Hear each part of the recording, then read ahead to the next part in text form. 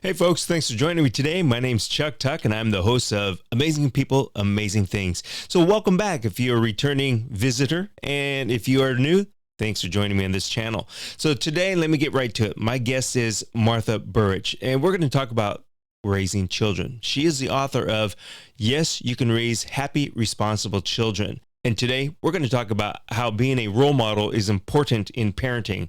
Also, we're going to talk about setting boundaries and being the authority figure, and that is very necessary. The other thing we're going to talk about is parents should avoid trying to be their child's friend. So there's a lot of other topics, so let's get right into it. Welcome to Amazing People, Amazing Things with your host, Chuck. So let me ask right off the bat, why this book? Well, I have gone through the process. My son is grown now. And when he was 4, my husband and I were so clueless from the time he was born. And we gave in to him all the time. We didn't know how to say no. For one thing, we thought it was not good parenting. We thought, oh my goodness, good parents, this child should be privileged, blah, blah, blah. Oh Lord, was I wrong. Anyway. But by the time he was 4, everybody was miserable. He was miserable. My husband, his dad was miserable. I was miserable. And I thought, we can't continue like this. Everybody's miserable. This child is so spoiled. My mother-in-law once said to me, she said, he'd be a good boy if he'd just take no for an answer. Because I would say no, but then he would pester me, and I just didn't want to deal with it, so I would finally give in. And I used to buy, Chuck, this is how bad it was. I would buy 2 toys, this exact same toy, because if he broke one, he would insist I go to the store to buy him a new one, and I would. So I thought, well, I'll just avoid that completely. I'll just buy 2 toys. The child had me totally under his control. Totally. You know what? It amazes me how kids at a young age know what to do to get their way. Yes. It really does. Exactly. And they know which parent who to get it from. And and this is a whole nother thing. Okay, each parent should have their own relationship with the child. There are certain things that, mom and dad need to agree upon. But, fathers are completely different than moms. And dad and children need both. They need the masculine and the feminine energy. And grandma and grandpa are different than mom and dad. Thank goodness. So the child needs to have their own relationship. I used to get really mad with my mom. We never spanked Anthony, didn't believe in it. And one time he was about 4, my mother and mother-in-law took him to the park, and he wouldn't listen to them. Of course, he was so spoiled. He wouldn't do what they said. So my mom just swatted him a little on the bottom. She didn't hurt him. She, got his attention. And she came home and she told me that. She goes, I swatted him once on the bottom. And I said, oh, Mom. Like I'm the know-it-all, right? My mother raised 3 children. Oh, I know everything. You know what? Let each person have their own relationship with them. As long as there's no physical or verbal abuse, we need to respond to different, and that's how we learning how to respond to different people. Because kids, when parents get divorced or separated or they're not getting along, those kids know how to play everybody off against the other. Yeah, and I was going to ask you about the dynamics between the child and the parent or parents. Mm-hmm.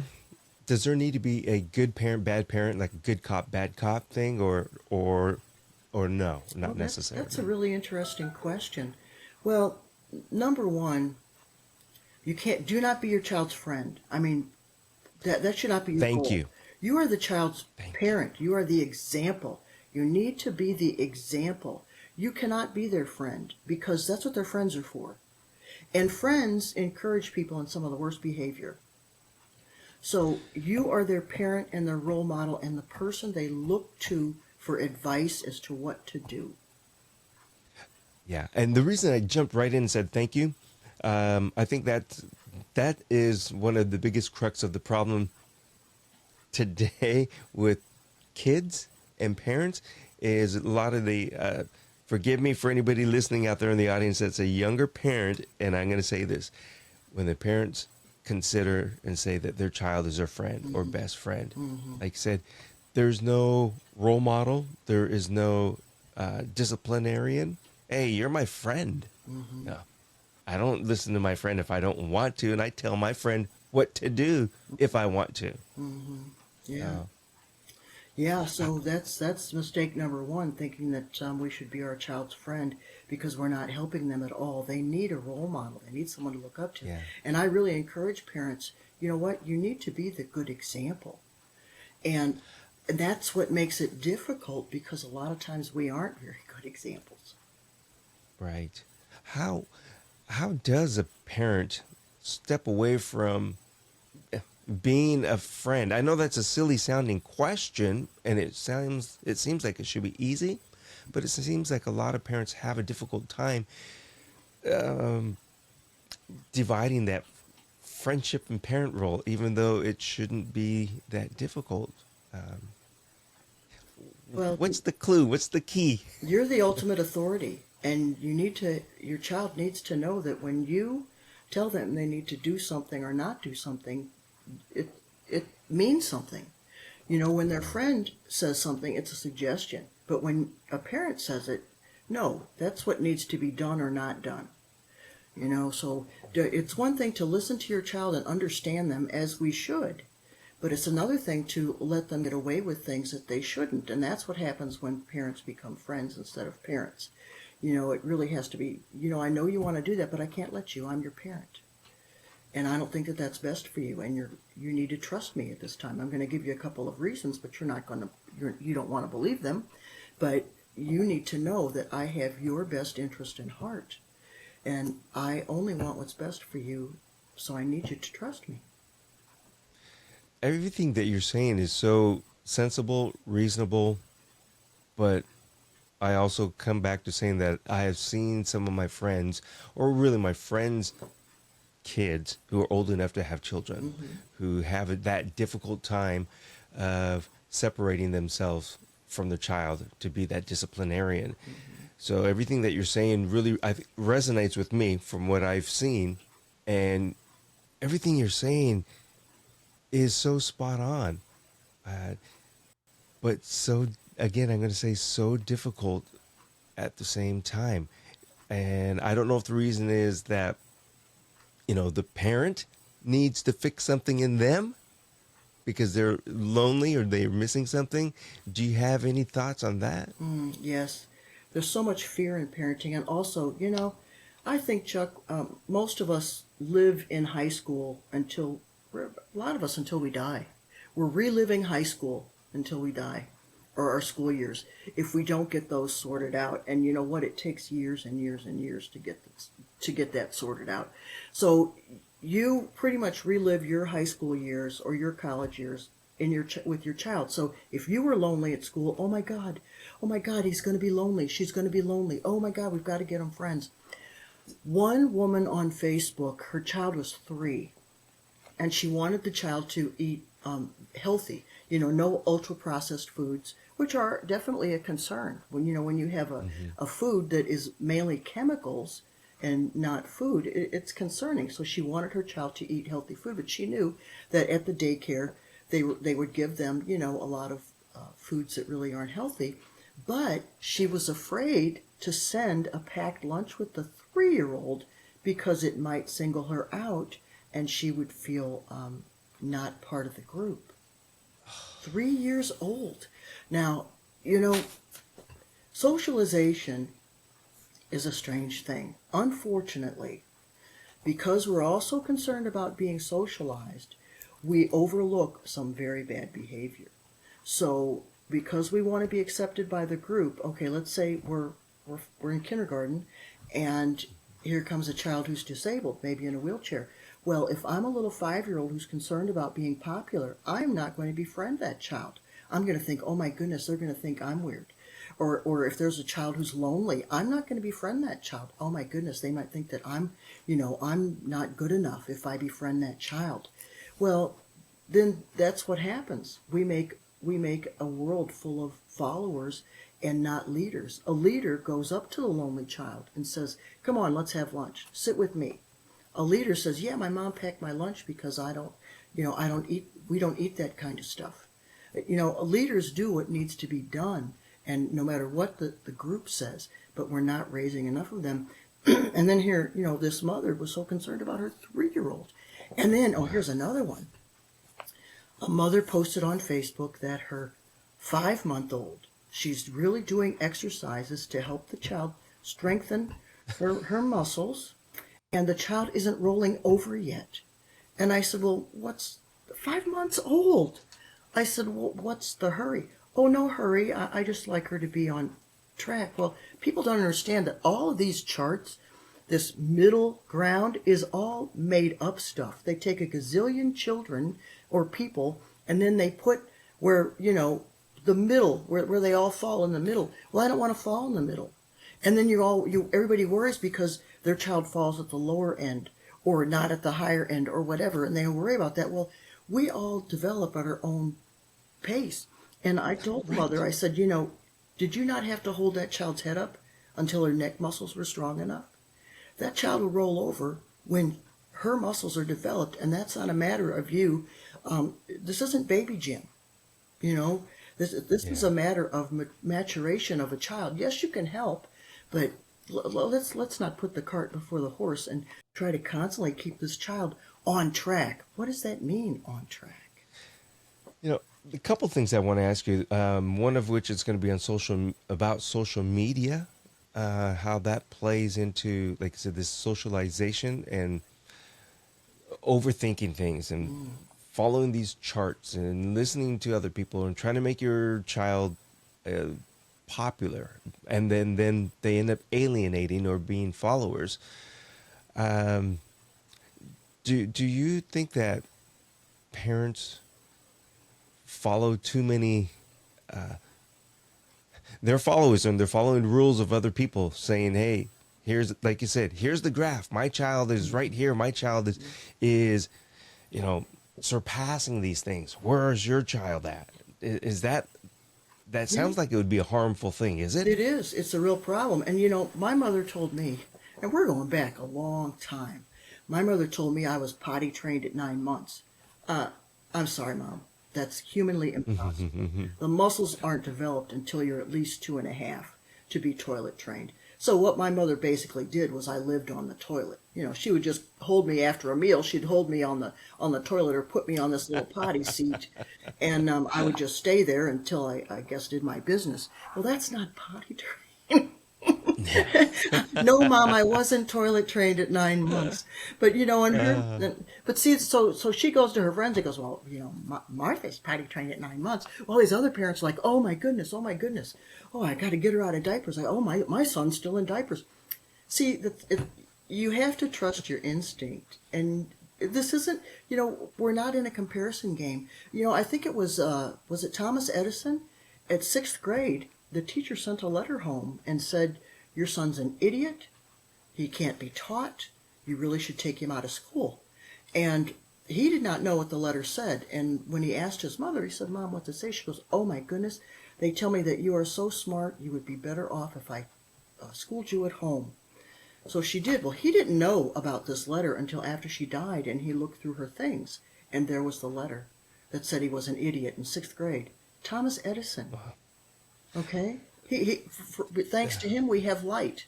So, you know what? You can't go by what someone else says. You have to go by your own gut. And, of course, you have to look around. There are children who don't speak. It takes them a long time to get to it. If we're following these, oh, my goodness, he's not, he's not speaking well. He's not. And most entrepreneurs, we're not good students. See students and worse. So we really have to watch what it is that we're trying to gauge our children by. It also sounds like positive encouragement really, it really helps. Oh, definitely. And I suppose that is where you are the parent, the disciplinarian, and not a friend. So. But you have to be an encourager. You absolutely have to be an encourager, and that means, okay, the child's learning to tie their shoe. Well, they're not going to tie it. They're not going to tie it correctly for a long time. But you know what? You say, oh my goodness, you put that loop, you got that lace over, you tied it, you got that half done, you got that lace over right. Every little thing, when they're 2 years old, they can pour the flour into the bowl if you're cooking. They can help you do things. A 1-year-old can match socks. A 1-year-old, because they know, and a 1-year-old, by the time they're 1, they will put a book right side up. They know the right direction of the book, and they will turn it right side up for reading. Now, I got to ask you because everything that you're saying once again is so spot on from my point of view. Like I said, I'm not a professional or anything. Do you have a background in education in child development?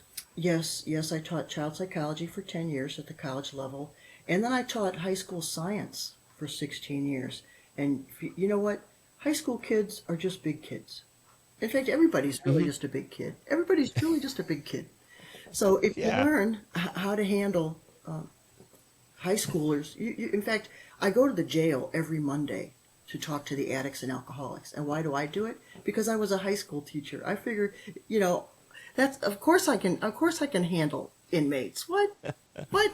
I was a high school teacher. I can handle anything. I had one student one time. He said to me, "Move your fat ass." Now I'm in a classroom full of kids, and this child says that to me. And I thought, okay, Martha, what are you going to do now? And because I knew if I was to, get offended or whatever, he wins, right? Everybody'd be like, oh, yeah. And so I thought, all right, I know what to do. I said, well, my arms and legs are fat too. You didn't say anything about them. That put an end to it. Yes, and I'm going to say this. That goes for everything. If you go into the bullying kind of thing, it was because that student, that child was trying to bully you, and you did not give in. And I think that's another thing that parents have to realize is, whether it's a young child or an older child, if they start crying or screaming or whatever to get their way, that's a form of, I would call it bullying. They're trying to control and manipulate you. But you can also understand their feelings, because when I don't get what I want, I get mad. Yes. Darn, I really want that, So when the child says that, you can say, you know what, I can hear you really wanted that, and you're really disappointed, and I feel bad for you. And that's one time my son came to me. I think he was about 8 or 9, and he had gone with his friend and his friend's dad to the store. Well, the friend's father bought his son a toy, but he didn't get Anthony anything. So Anthony came home, and he was mad. He was like, and he didn't buy me anything. And I said, well, why would he? You're not his son. And Anthony looked at me and he said, you don't understand. I'm never telling you anything again. And I realized that, instead of hearing how he was hurt, hurt. It wasn't just a matter of I didn't get a toy. He was hurt. And I said, oh, I really apologize. Please tell me again, and I'll listen. In fact, it's making me, even thinking about it is getting me emotional. And he did. He gave me another chance. He told me the exact same story again. And I said, sounds like you're really hurt. And it sounds like, wow, you think he should have bought you a toy. And I can certainly understand that. Listening to you tell me that story, I can also see where it can be a difficult thing for parents to not allow the child to be on that same level as a parent, because some parents doing that raise their child up to their level. Now we're on the same level, but all you did was really apologize and ask. What is it, how you're feeling. You didn't bring that child to your level to say, we're both adults here. Let's have a discussion. It wasn't that, right? Well, that too. We need to have discussions. Children will grow up a lot quicker if we have a discussion. But I needed to hear him and understand he has feelings. I think that a lot of people really do suffer a lot of trauma because nobody hears their feelings. Their parents, either in the attempt to be their friend or their disciplinarian, don't hear, like the child is having a tantrum. You can say, I really understand you wanted that, and I need you to come with me. I need you to, stand up and let's go. Or with a tantrum, you can distract them. If you're at the grocery store and the child's on the floor having a fit, you can go, oh, is that a mouse? just is that Barney? Did Barney just go right now? Did you have to do that with Anthony? Well, he was so spoiled. In fact, one day I took and this is the whole point. I took parenting lessons 1 hour a week for 8 weeks. And my husband his dad didn't attend. It was just me. And I was there with some other parents. And every week, okay, we studied one thing every week. I think the first week we studied just say positive things to your child. No matter what they do, don't criticize, just say positive things. Only notice the good. So every week I did exactly what they told me to do. And every week I would come back and they'd say, how'd it go? And I'd be like, whoa, it's really working. That really worked. But the other parents would be like, no, it didn't work so good. And I would hear this week after week, and I would think, what's going on here? But now I knew. I found out what was going on. I was doing what they told me to do. And when it didn't work the first time, I kept trying. I did not give up.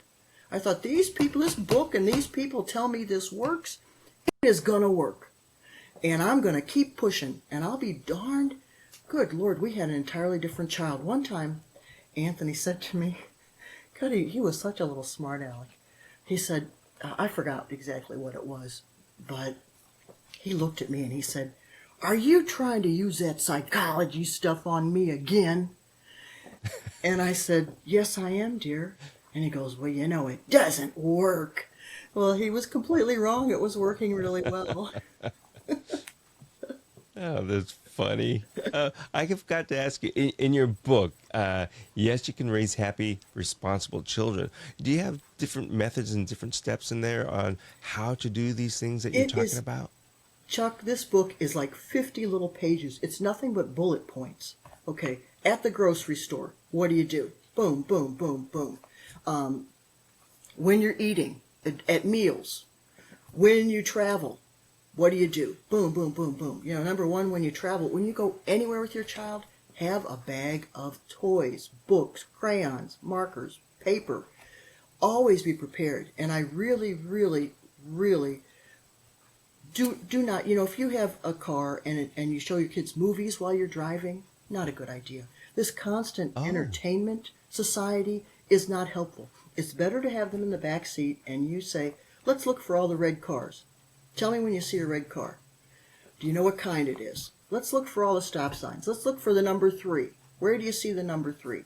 Have them constantly looking and interacting.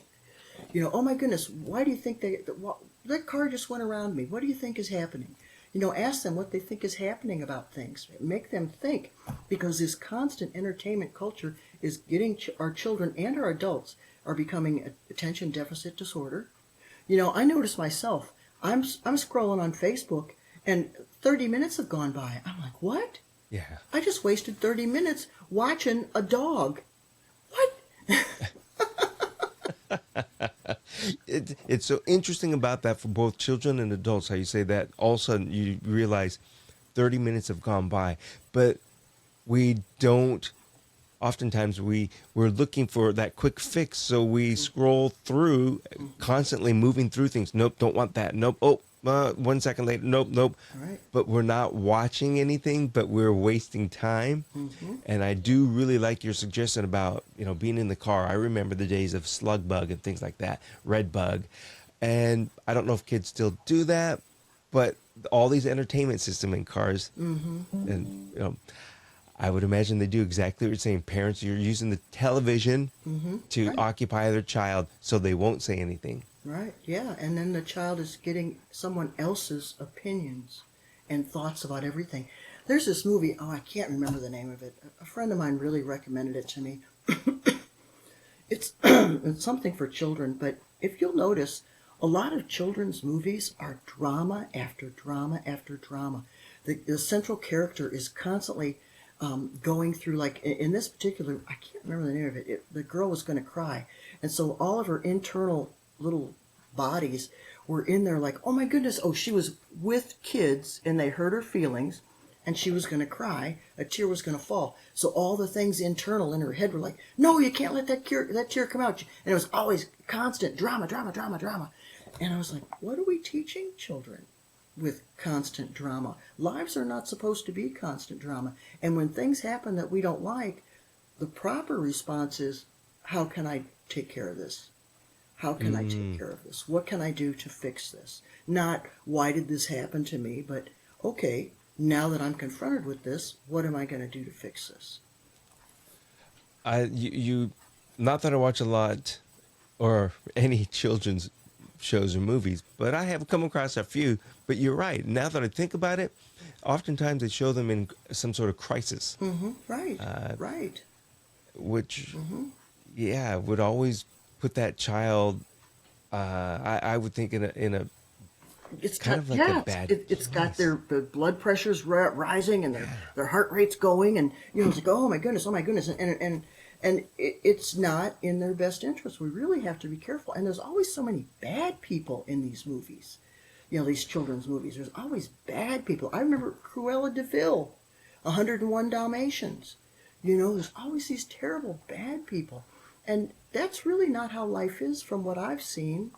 I've come across very few really bad people, and I go into the jail every week. Not that there aren't, Of course there are, but to constantly think that there's always a bad person right around the corner. And okay, now we have another story. Years ago, I was in line at a haunted house, and there was a woman in front of me, and I think her son was like 3. And he said, "Oh, Mom, this is scary. This is going to scare me. This is going to scare me. I don't want to go." And the mother said, "No, it's not scary." What? We're in line at a haunted house, Chuck. And I said to her, "Be honest with him. This is a haunted house. Yes, it is scary. Nobody's going to hurt him. Tell him the truth. But yes, that's why we're standing in this line. We want to be scared." But don't, because when we tell children that what they know isn't true, they get a disconnect in their mind and they don't believe themselves. So then when they really are in a bad, dangerous situation, they're like, "Well, I don't know if it really is or not. Because the last time I thought this, my mom told me it really wasn't that it wasn't going to be that bad. So I must be wrong. My thoughts and feelings must be wrong." No. Our gut instincts are usually very correct. But when we make children discount their own beliefs and feelings, it's like a child wakes up from a nap and she goes, I'm still tired. Mommy, I'm still tired." "Oh, how could you be tired? You just woke up." Well, guess what? The child's still tired. All you have to say is, "Well, you know what? You just woke up and you're still tired." Oh, goodness. What do you think? You think you need to sleep more, or do you think that you're going to feel better in a little bit? You just acknowledge what the child says. Don't deny it. Yeah. Again, everything that you're saying really sounds like the sensible thing to do, but a lot of parents, I don't like using the word fail, but they fail at doing that. Well, they try, and we have a very, our society now is very different than it used to be. And parents are judged. No matter what they do, they're always on the defensive. On what they feed their children, what they say to their children, how the children act when they go out. There's always somebody that has something to say. Well, parents, if somebody says something about your parenting, here's what you say. You say, "Thank you very much for letting me know. I'll take it under consideration." Or, now I know. Thank you. That's all you got to do. You don't have to change anything. You don't have to do anything. Just thank you for letting me know. Because most people say things because they want to be helpful. They don't mean to be mean. And it happens inadvertently. And here's another story. Okay, this girl, she was all upset because a man at the grocery store, an older man, had said to her, "You'd be very pretty if you would lose a few pounds." And she was just beside herself. Oh my goodness, how could he say such a mean thing to me? And most people were like, "Oh my goodness, you're right, hon, he's a mean man."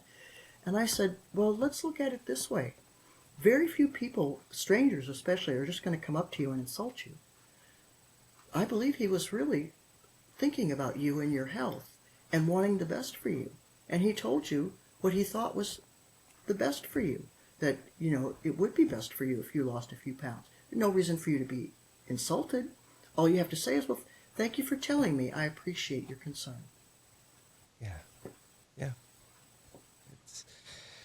again, someone is so much of this um, is simple to do yet difficult to do. It's I'm glad I'm not a parent. Oh. Even dog No, parents, I wish. even dog parents have problems. Oh, you're absolutely right.